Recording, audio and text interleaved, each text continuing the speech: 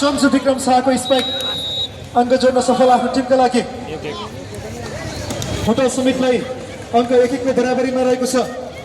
दुवै पक्षको अङ्क 1-1 सर्भिसमा सञ्जु विक्रम शाह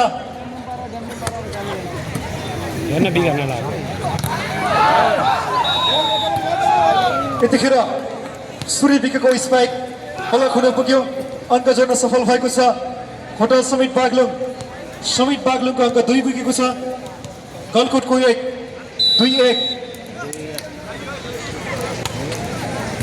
सर्भिस बिगार्न लाग्यो अब त्यो फेरि पनि अङ्क होटल समित बागलुङका लागि।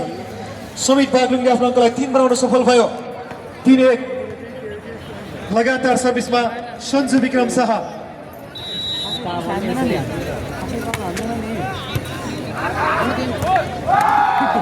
युवरको उत्कृष्ट स्पाइक फेरि पनि अङ्क होटल समितलाई लगातार गएको छ।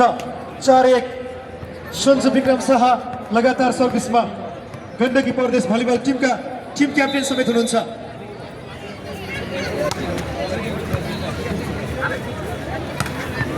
यतिखेर निकै नै उत्कृष्ट स्पाइक गलकोटबाट दिपसन साई आफ्नो टिमका लागि अङ्क जोड्न सफल हुनु भएको छ।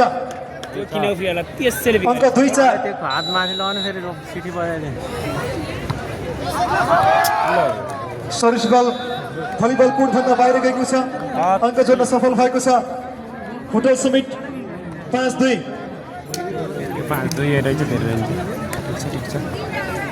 यतिखेर सर्भिसमा लप्सन सिन्जाली।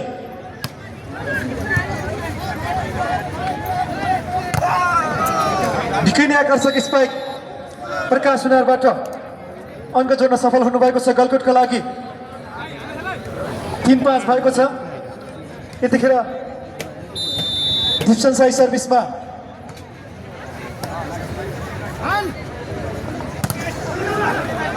यस्तै चेक भेट्टा भनेपछि